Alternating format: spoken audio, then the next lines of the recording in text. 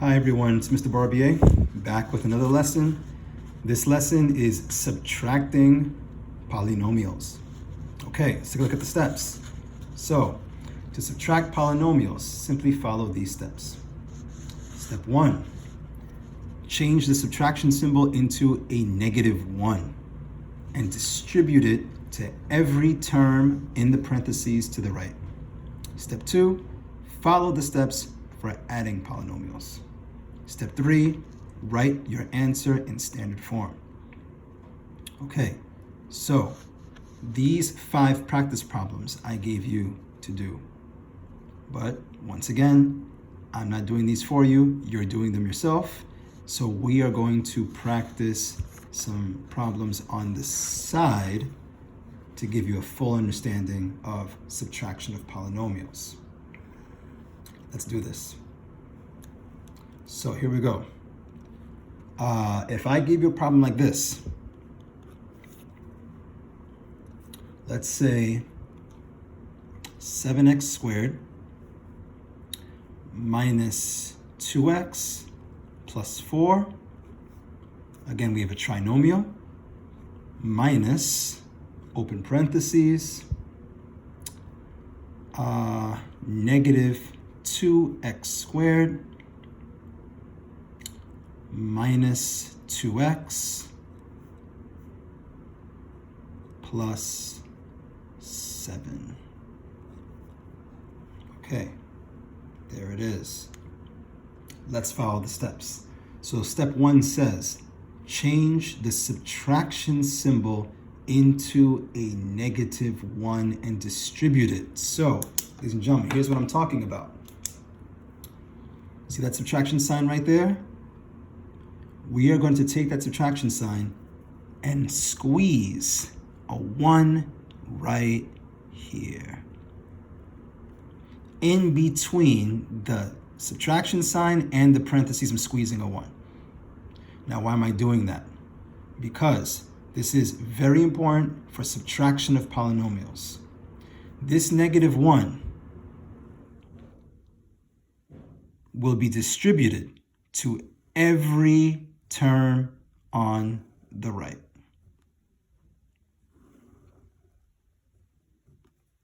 Okay? And remember, when I distribute, I'm multiplying.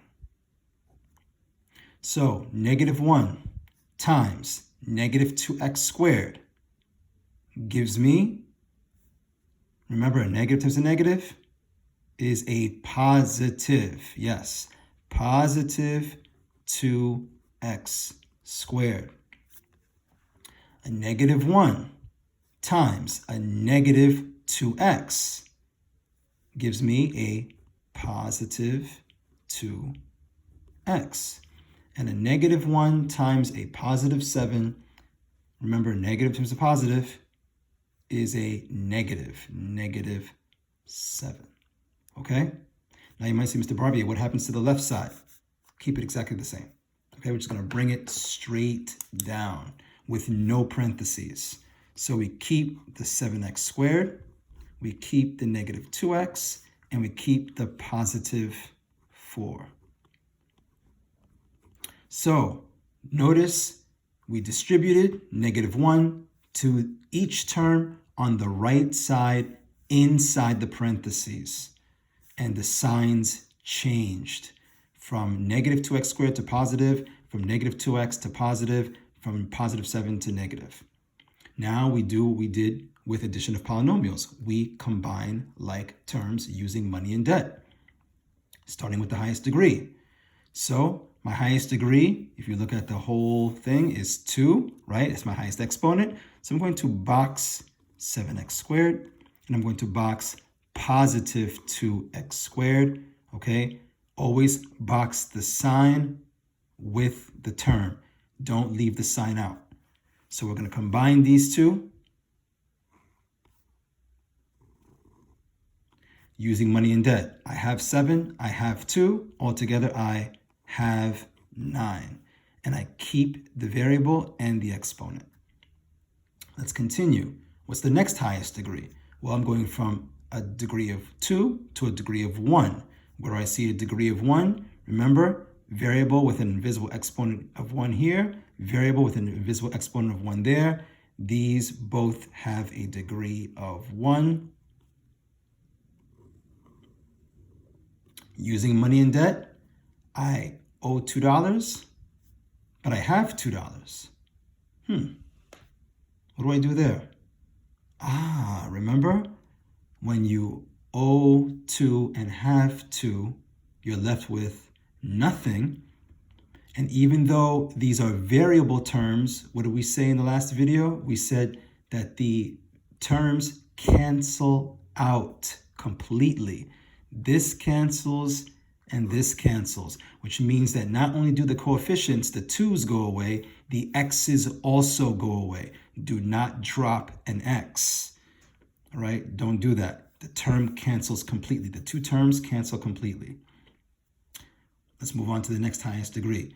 Degree of 2, degree of 1.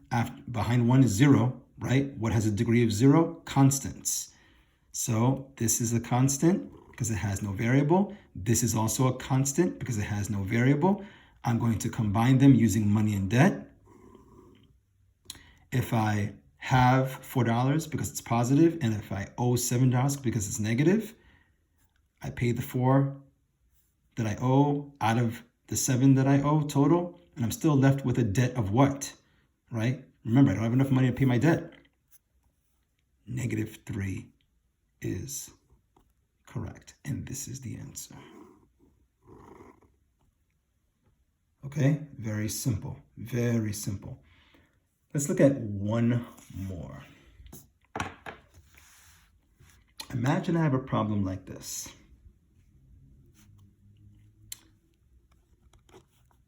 Subtract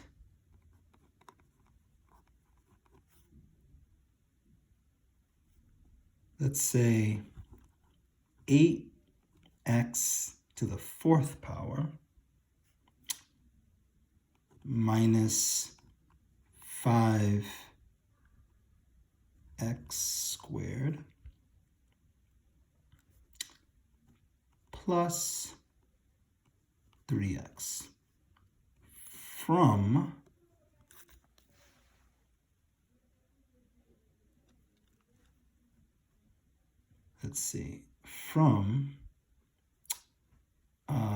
negative 2x to the 4th power minus 6x to the 3rd plus x. Okay, so I have a problem here written in the form of a sentence. Just because it's written in the form of a sentence doesn't mean that you don't solve it the same way we solve number 1. We solve it the same exact way, but we have to pay attention to something very important. This problem says, okay, subtract this trinomial from this trinomial. Subtract from. Subtract from.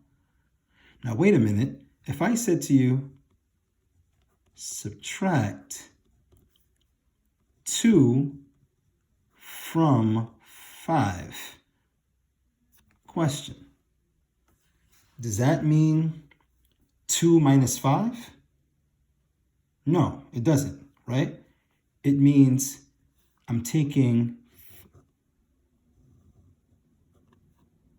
these two numbers and basically switching the order. I'm taking 2 from 5, which means the 5, if I were to write it as a subtraction expression, the 5 comes first on the left, minus, and the 2 comes second on the right. Guess what? The same thing happens with this problem. No different. No different at all. Okay? So let's make sure that we understand when we read a problem, we must use our reading comprehension skills, not just our math skills. Subtract this trinomial from this trinomial. Guess what? This will be moved to the left, right? So I'm going to write here negative 2x to the fourth minus 6x to the third plus x. Again, put it in parentheses, good math habits. Because it says subtract, I'm going to put the subtraction sign, open parentheses, 8x to the fourth minus 5x squared plus 3x. Okay, we're switching these two trinomials because it says subtract from. That's the key. We're subtracting this from this. This comes to the left, this comes to the right. Now, let's do exactly what we did with question number 1. We are going to squeeze an invisible 1 in between the subtraction sign and the parentheses so that I can distribute negative 1 to the right. Mr. Barbier, how many arrows do you draw? As many terms as you have in the parentheses. Okay, it's that simple. If I had only 2 terms in the parentheses, I would draw 2 arrows. If I had 3 terms, I'd draw 3. And one more thing, imagine I had something outside the parentheses here. You might say, do I draw an arrow out there? No. Okay, the arrows only go inside the parentheses, not outside the parentheses. All right, let's do it. So negative 1 times 8x to the fourth. Negative times a positive is a negative. Negative 1 times negative 5x squared. A negative times a negative is a positive. Positive 5x squared. Okay? And now a negative times a positive, signs are different, is a negative.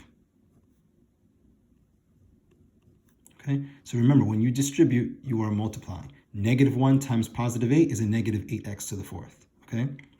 Negative times a positive is a negative. Negative times a negative is a positive. Negative times a positive is a negative. The left side, I just bring it straight down. So, negative 2x to the fourth minus 6x to the third plus x. Bring it straight down, no parentheses. And now, as always, we combine like terms. Okay? Let's start with the highest degree. Negative 2x to the fourth has a degree of 4. Where else do I see a degree of 4? Negative 8x to the fourth, yes? There we go. Let's box those. Okay. All right. Here, let me use a different pen. That one's running out of ink. Okay. Let's combine them using the money and debt method. I owe someone $2. I owe another $8. All together, I'm in debt how much? If you said negative 10, you are correct. So negative 10x to the fourth. Keep the variable and the exponent the same. Let's move on to the second highest degree. My next highest degree after 4 is 3. Negative 6x to the third has a degree of 3. But if you look at the rest of the expression, there's no more degree of 3. That's the only one. Therefore, I bring it straight down. Okay, notice my answer is already in standard form. Highest degree, followed by the second highest degree, etc. Now, after the degree of 3 is 2. So degree of 4, degree of 3, where do I see a degree of 2? Over here. But again, there's no other term with a degree of 2. So just bring it straight down. Okay? Degree of 4, degree of 3, degree of 2. Next is a degree of 1. Where do I see a degree of 1? Oh, wait a minute. This is a degree of 1, right? Invisible exponent 1 by the x. So let me circle that. And this is a degree of 1 as well. Invisible exponent 1 by the x. Let me circle that. Again, ladies and gentlemen, if it helps you, okay, as a matter of fact, when we start doing multiplication of polynomials, it will be very helpful for you to squeeze that little exponent 1 as a reminder, in case you forget that variables with no exponent always have an invisible degree or exponent of 1. Okay, let's combine them. So here, sometimes students get confused. They'll say, I owe $3, but I have nothing, so therefore -3. Incorrect. Okay? Whenever you see a variable with no coefficient, give that variable a coefficient. Okay? Give that variable a partner, as I always say. Let's squeeze a 1 there. Now I can properly say, I have $1, but I owe someone $3. After giving the person the dollar that I have, I still owe them how much? If you said $2, that's correct. And because you owe, what sign is that, 2? It's a -2. So -2, keep the variable x.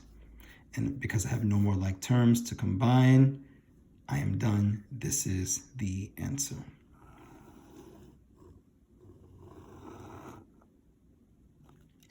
Now you might say to me, Mr. Barbier, that problem was very similar to question number 4. You're right. So make sure you do it the same way, okay? One more thing. Number 5 says find the difference of. Some of you might be wondering, do I flip that too? Because over here, you flipped it. The answer is no. Subtract from, right? When you're subtracting something from something, it's very different, right? It's very specific. When I say subtract from, it very simply means I'm taking this from this, which means this has to come first, this comes second. But in this situation, this says find the difference of. Difference, again, is the vocabulary word for the answer in subtraction, right? It doesn't say subtract from, like problem number 4. So find the difference of simply means you're taking, this from that. You keep the order the same. So you basically rewrite question number 5 just like question 1, 2, and 3 with parentheses, but keep this on the left and keep this on the right. Only when it says subtract from or anything that means subtract from, such as less than, right? Don't forget that. You do switch the order. Okay, good luck solving the rest of these 5 problems, and you'll hear from me again in another video. Okay, practice, practice, practice, ladies and gentlemen. Don't forget, keep practicing, and I'll see you next time.